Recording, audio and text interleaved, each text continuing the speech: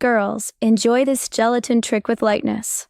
When I started testing it, I realized it works best when done calmly and consistently.